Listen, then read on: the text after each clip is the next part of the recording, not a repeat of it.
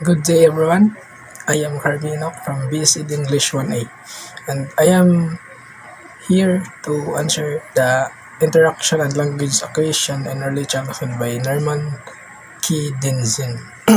So, from the introduction, number one, what does the title mean in the relation to the entire article? So, it is the interaction and language acquisition in early childhood. And number two, what is the author's idea about infants and as social being?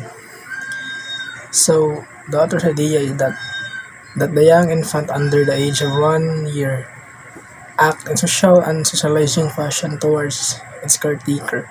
As Ringgold observes, the infant begins life as a potentially social organism.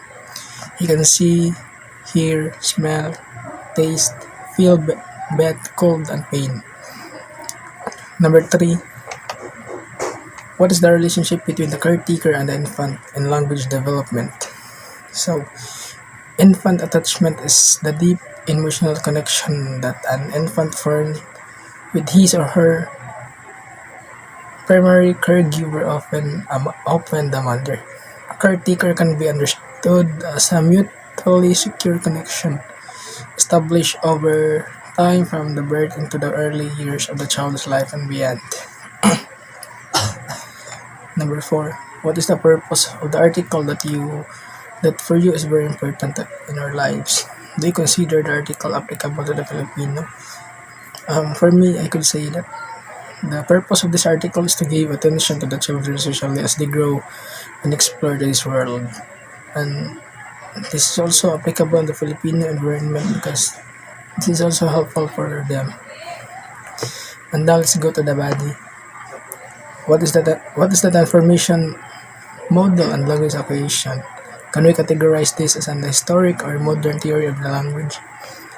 In Chomsky's review of Skinner's verbal behavior, the forefront argued that the traditional and strict stimulus reinforcement model of language acquisition could not account for how childs arrive and understand of the nations of grammar that make perfect linguistic utterance possible.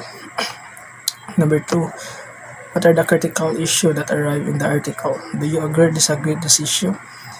If a child does not learn how to make proper utterance based on the usual variables on reinforcement, imitation, and inference, then how the learn rules necessary to make such as utterance?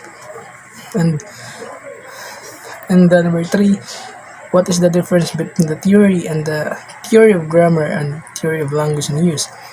So linguistic theory is descriptive to describe the way people speak, while grammatical theory, like traditional grammar, is perspective to describe the way people speak or simply to tell people how to speak and let people know the correct way of their speaking.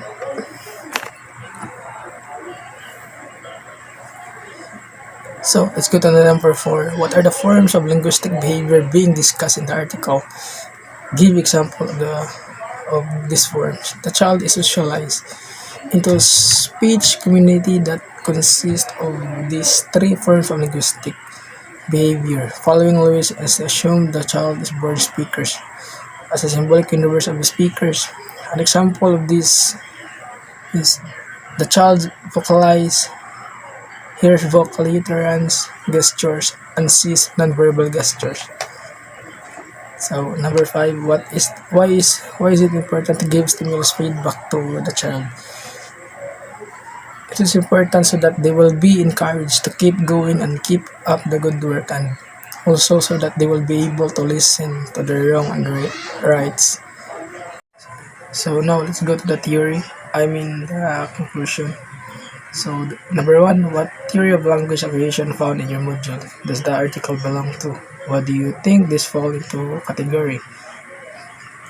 So it is the interaction and language acquisition in the early childhood.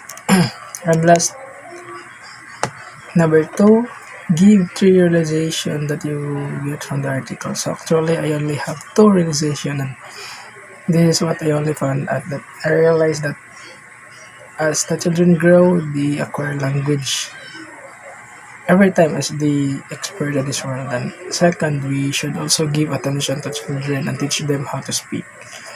So that's all for today, and thank you, sir. God bless.